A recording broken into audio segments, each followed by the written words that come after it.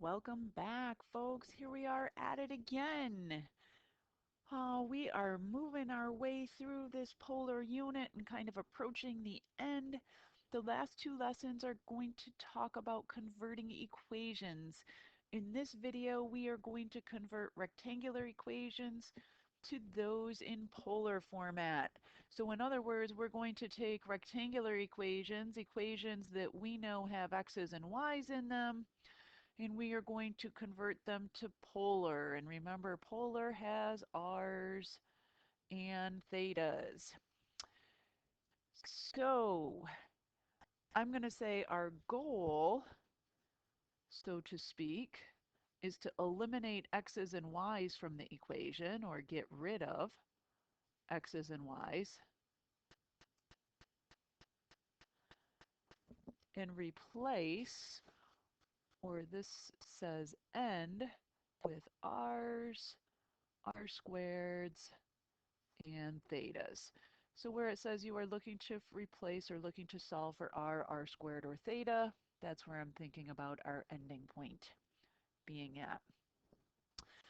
Now, in order to move forward, we're going to have to take a couple of steps back. I'm going to look back to the notes page that had to do with conversion of points. So if you flip back a few pages to the page with that polar graph up at the top where it talked about conversion of points, we have this yellow box here. And we didn't use these formulas to convert points, but we are going to need to know them in order to be able to convert equations. So the four that you're going to need to memorize, you're going to need to know that you can replace any x with an r cosine theta. You can replace any y with an r sine theta. You can replace any y over x with a tan theta.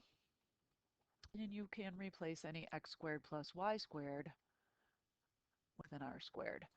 Those you need to know by heart. You need to have those memorized. There's no escaping that. There's no getting away from that. If you want to know more about where those come from or how those come to be, you are more than welcome to ask. I'm going to say, though, at this time, you merely have to have those memorized. Since they are going to be so important for what we do in here today in this unit, I'm going to go ahead and rewrite those at the top of the page. So again, I can replace any x squared plus y squared with an r squared. So again, we're taking out the rectangular x squared plus y squared and replacing it with the polar, the r squared. We can take out any x and replace that with an r cosine theta. We can take out any y and change any y to be an r sine theta. And we can take out any y over x and replace or change that to a tan theta. So I'm thinking about these. Everybody on the left side is rectangular. It's got an x and a y in it. Everybody on the right side of these is some format of polar.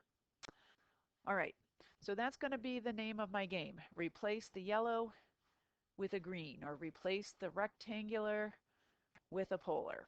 So looking at letter A, I've got an x squared plus a y squared. And this very first identity over here says I can replace any x squared plus a y squared and change that to an r squared. And that's exactly what I'm going to do. I'm going to make that an r squared equals 25. And at this point, I've solved for r squared. If I want, I can leave it alone. I can call it done because it has been converted to polar. I'm going to clean that up, though, and make that a little bit neater and tidier and make it r equals 5. And we really end up there with a circle. All right, and that's a very simplistic example, but there it is in a nutshell, folks. We're just replacing x's and y's with their polar equivalents. All right, letter B isn't quite so simple because in looking at what we have on the left side, I really don't see anything that I can replace at the current time. I could replace an x with an r cosine theta and a y with an r sine theta, but that's going to make things a little bit messy, a little bit ugly. What I'm going to do instead is I'm going to FOIL out that binomial. So I'm going to square the x plus 2. And hopefully you can square that or FOIL that in your head at this point, but if you can't, grab a sheet of scrap paper and do a little bit of chicken scratching on the side.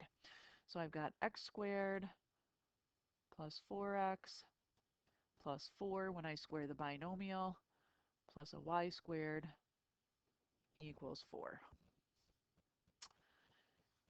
Now I'm going to do a little bit of rearranging because if I group the x squared and the y squared together, I'm going to have that first identity, the x squared plus y squared, and I can do some replacing. So I'm going to make this x squared plus y squared plus the 4x, and if I subtract 4 from both sides, I just get equals 0. The x squared plus y squared I can now change and make an r squared. And again, anytime we see x squared plus y squared and we want to convert it to a polar, we're just going to exchange the x squared plus y squared for an r squared plus a 4. I can't leave an x in my problem, but this says I can replace any x with r cosine theta. So that's exactly what I'm going to do. And that is all equal to 0. Make sure your equation stays an equation. Notice that both of these terms contain a factor of r. So I'm going to factor that out and make this an r plus 4 cosine theta. I'm now multiplying two factors and their product is 0. That tells me that one of the two factors has to have a value of 0. So either the first factor, which is my r, has a value of 0, or the second factor, r plus 4 cosine theta, has to be 0. Well, if r is 0, that's no fun because my radius therefore is 0 and nothing extraordinary or exciting happens, so I'm going to eliminate that as a possible root. And I now want to solve the second equation for r. R equals minus 4 cosine theta. Notice that all of the x's and y's have been eliminated. All I have left are r's and thetas, which tells me it's okay, all good to be done. Oh, that was fun. All right, let's take a minute to kind of absorb that. If you ever have questions, folks, you are always more than welcome to reach out to me through email or Teams. You can go get help through student assistance. Lots and lots of ways you can get help if or when you're struggling. All right, letter C says y equals 3. So my first identity not going to be helpful because I don't have anything being squared. Second identity not going to be helpful because that has to do with x's, not y's. But reaching down that list, the third identity says you can replace any y with an r sine theta. So that's exactly what I'm going to do. Make that y into an r sine theta, and that's equal to 3. And now I can solve for r by dividing both sides by sine of theta. So r equals 3 over sine theta. And if you want to leave it just like that, you are more than welcome to do that because you have solved for r. I'm going to be a little bit more eloquent, and instead of expressing as a fraction, I'm going to remember that 1 over sine theta is really the same as cosecant of theta. So another way to express our answer here would be 3 times cosecant of theta. So again, those are both representations of the exact same thing. And you should recognize that sine and cosecant are reciprocals. All right, letter D says x squared minus y squared equals 4. So when I first look at this real fast, I think replace that with an r squared. But there's a problem there. The r squared is equal to x squared plus y squared. And we've got an x squared minus a y squared here. So even though on first glance it seems like that wants to be your move, we can't do that here. So I'm going to move down my list of identities. And looking at the next thing on that list of identities, I see that I can replace any r. Sorry, let me grab my list of identities. I can replace any x with an r cosine theta. I can replace any y with an r sine theta. So that's exactly what I'm going to need to do in this question here. I'm having some trouble scrolling up and down and back and forth. So I'm going to replace x with an r cosine theta. And that x is going to be squared, so I'm going to have to square that. Subtract in the middle. I'm going to replace y with an r sine theta, and that also is being squared. And all that is equal to 4. All right, I'm now going to use my properties of exponents to go ahead and square both pieces of that, making the first term r squared cosine squared theta.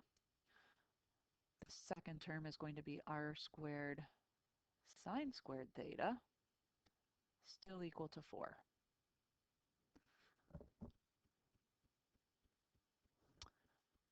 Once again, I'm going to go ahead and I'm going to factor out that common term of r squared, leaving me with cosine squared theta minus sine squared theta inside the parentheses. And that's equal to 4. Not sure why I have r up there.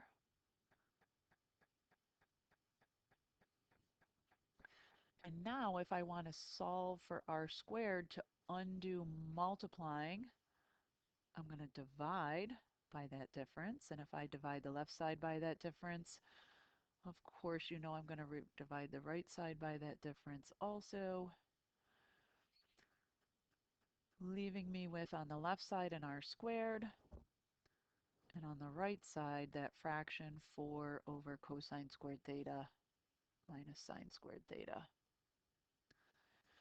At this point, it's going to feel like it's not done to you, but again, I'm going to remind you that our mission, or where we want to end here,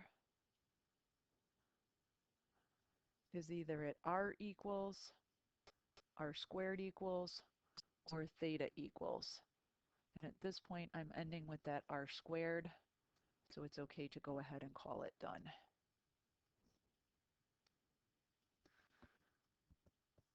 All right, so that one too.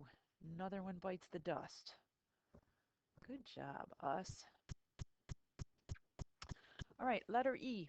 Nobody's being squared, so I'm going to skip right over that first identity. I'm going to go ahead and use the second and third identities and replace my x with r cosine theta and my y with r sine theta. So this is going to become 5 times r cosine theta minus r sine theta equals 7. Hopefully you can guess where I'm going next. Both of those again have that common factor of r. So let's factor it out.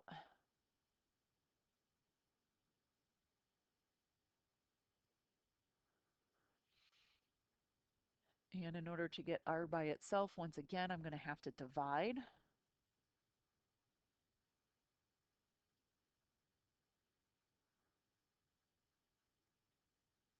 Let me just extend that fraction bar to make sure that it's really clear that the numerator of my fraction is 7 and the denominator of my fraction is 5 cosine theta minus sine theta. Beautiful. All right, letter F says y equals x over 3. This one I think is a little bit deceiving, a little bit tricky. Nothing squared, so I can't use that first identity. It might be super tempting to replace x and y with r cosine theta and r sine theta. But what I'm going to do instead here is I'm going to look to that last identity. The last identity says I can go ahead and I can replace any y over x with a tan theta.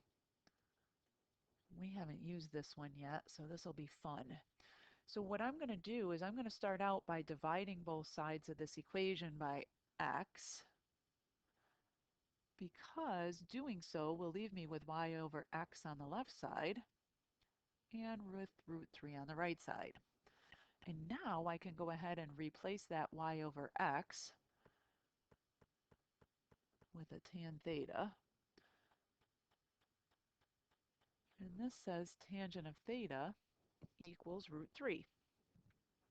Well, I'm now living in my land of special right triangles. Tangent, remember, is the ratio between the opposite and the adjacent.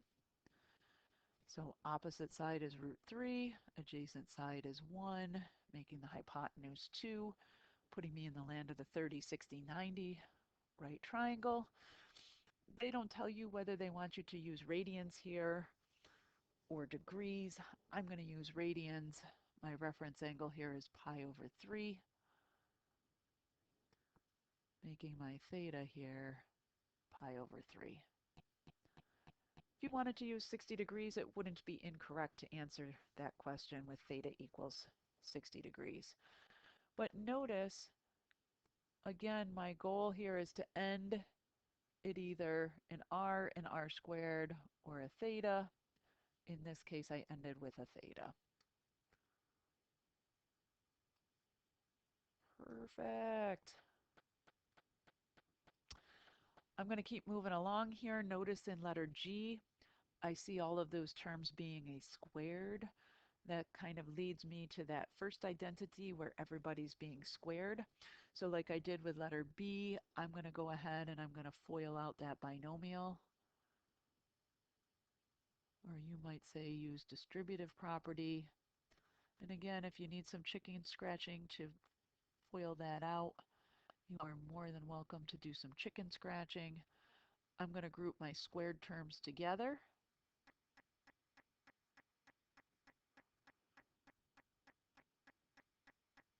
When I subtract 1 from both sides, that leaves me with an equals 0. My x squared plus a y squared I can replace with an r squared. My x I can replace with an r cosine theta. Common factor here, r.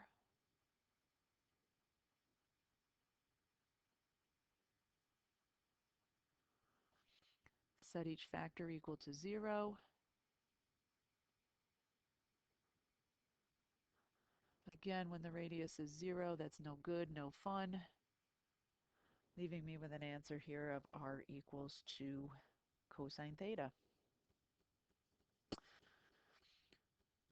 All right, letter H, super similar to what I just did in letter G. So I'm going to skip that over in the interest of being efficient with my video. Letter I is a little bit different because we haven't looked at anything quite like this before. I'm looking at the left-hand side of that equation and saying, oh, that's a product between x and y. If it was a quotient, I could use my last identity, but it's not. So I'm instead going to replace x with an r cosine theta and y with an r sine theta. Making the left side r squared times cosine theta times sine theta. I'm going to isolate the r squared by dividing both sides by cosine theta times sine theta. And at this point, I've solved for r squared, so I'm done. I can, if I want to, leave it exactly as it is. If I wanted to, I could remember that 1 over cosine theta was secant squared theta, or sorry, secant theta, and 1 over sine theta is cosecant theta. So again, both of those say exactly the same thing.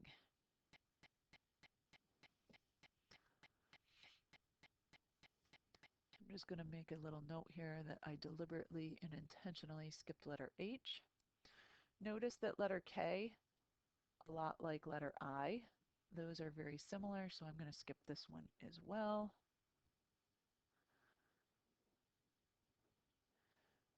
Letter L is a lot like letter E, so I'm going to skip that one. which is going to make letter J my last one. Yes.